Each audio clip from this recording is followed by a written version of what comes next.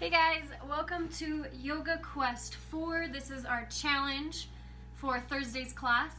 And since it is our yoga challenge, I decided we're going to be doing challenging yoga postures.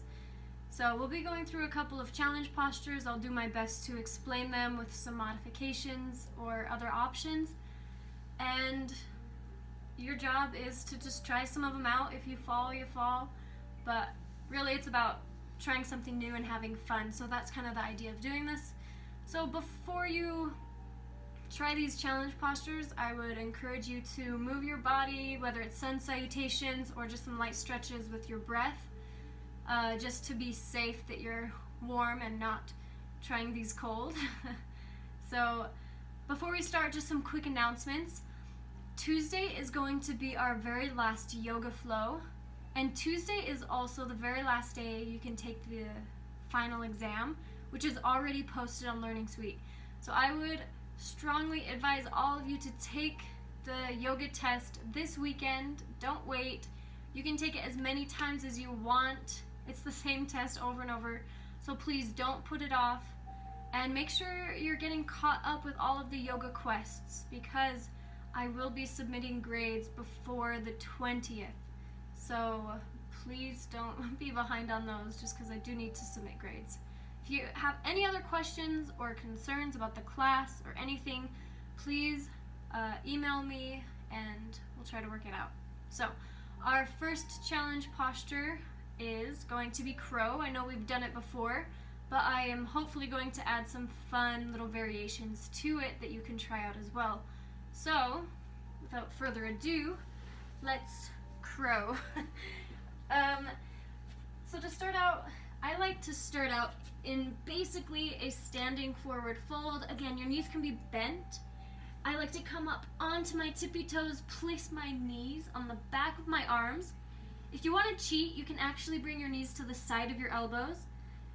That's a good way to just get used to leaning your weight into your hands. But as you get more comfortable putting your weight on your hands, try to place your knees directly on the back of your arms. It's not comfortable, but it is the best way. So from there, knees on the back of your arms. You might start by lifting one toe and then switching.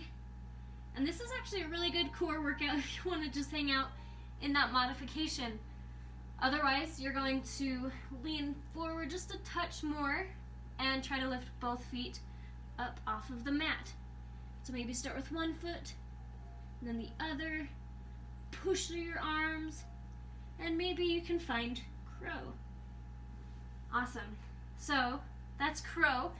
And next we're going to work on headstand. I'm going to give you two different variations of headstand, and then we're going to put crow and headstand together, which sounds crazy, but it's a lot of fun. First, we're going to go through the traditional headstand. So you're going to interlace your fingers, bring your elbows down to the mat, create a nice bowl shape, and your elbows should be shoulder width apart.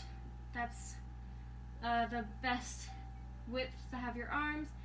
You're going to place the crown of your head into the bowl that you've created. Curl your toes under, lift your hips up and into what is called dolphin.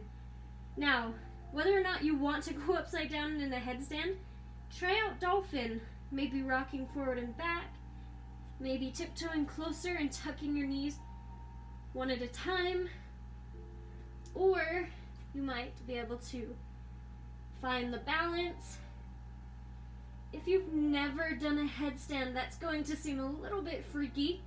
So the best way that I have found to work on headstand, if you're not comfortable with jumping up, which I also discourage jumping in headstands, my advice would be to find a wall. So this is my little space of wall that I have. I'll do my best to show you how I do this. So you have the exact same setup, but I'm right next to the wall, which you cannot really see in the video. I apologize, but there's the wall here. Again, interlace my fingers, place the crown of my head in my hands, come to dolphin, and from here I'm going to use the wall. So my feet are on the wall, and then from there I can extend my legs up and eventually find that point of balance. So trying to find your center of gravity and pushing through your arms. Your elbows and forearms are pressing into the mat. And then once you're ready to come down, you can gently walk down. So that's really the best way to work on headstand, is walking your feet up the wall with your belly facing the wall and not the other way around and trying to jump up. It's a lot harder to find your balance that way. So the next headstand is tripod headstand. You're going to create a triangle, hence tripod. Your head is the point of a triangle and so are your hands. And I'm going to place my head down. And I'm in a dolphin-like position again. My hands are shoulder width apart. And the best way to start out is to start out with a frog stand. So take your knees to the back of your elbows or arms and hold it here. You might extend one leg up and then the other. Or if you want to try and have some fun, start with your legs in a straddle and see if you can press your legs up. So again, just kind of play around with it, and you can also walk your feet up the wall in your tripod headstand, just like the traditional headstand as well. So next we're going to combine crow and tripod headstand just for fun. If you're not interested in this, like pull out some popcorn, just like watch. So what I'm going to attempt to do is crow, bring my head to the mat, tripod headstand, and meet back in crow. So if I crash, just, you know, it is what it is. So I'm going to start back a little bit more so I have some space. Make my way into my crow position. From your crow position, you're going to gently place your head on the mat and press your feet up. You might do like a cool position with your legs, like soles of your feet together, or straddle. And then eventually, going to bring your knees down slowly back to your elbows. And then slowly transition back and into, oh, I cheated, into crow. So maybe it works, maybe it doesn't. Try it out, it's just for fun. So that is crow to headstand. There's some headstand options. We're gonna move through two more things. Again, if you wanna try them, go for it. But at least try some of the postures like dolphin or crow with one leg up in the air, trying it out, just getting used to putting that pressure onto your hands. The next thing we're gonna work on is handstands. And I'm kind of like a handstands junkie. I don't know, I love handstands. So these are some of the best ways that I found to work on handstands, and so you can try out some of them. They're mostly fun to do, but I'm a little biased. So you're going to, here's my wall again, you're going to bring your hands shoulder width apart, and you're going to walk your feet up the wall, and then a little counterintuitive, you're going to walk your feet back down the wall halfway so that you're creating a nice L shape. And from here, I know you can't see, but you're going to lift your leg up and then just see if you can find that balance. Maybe see if you can switch your legs in the air and take a little hop. If that seems a little crazy to start out, you can do that same thing in a downward facing dog position where you have one leg up and you jump and switch feet.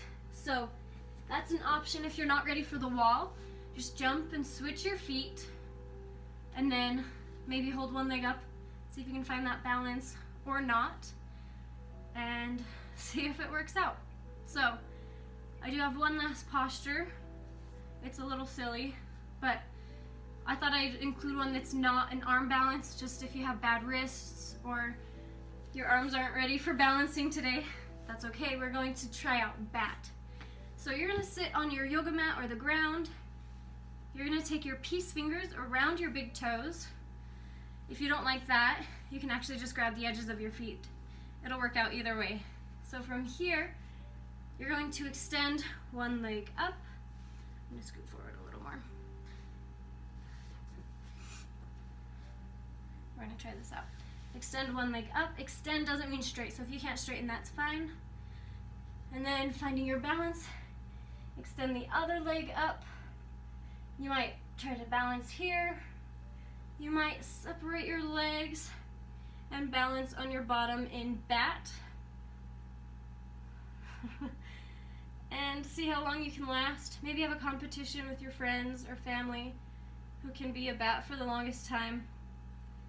And make your way out of it, or roll onto your back, whatever seems like a fun idea. So those are your yoga challenges. I want you to have fun with this. Again, don't take it too serious and don't get down on yourself if it doesn't work out the first time. It's just meant to try something new and have some fun.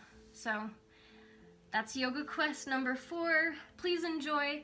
And it's not required, but if you'd like to send in a short video or a picture of yourself doing these challenge postures, I'd love to see it, so you can email it to me. Otherwise, have fun. Namaste.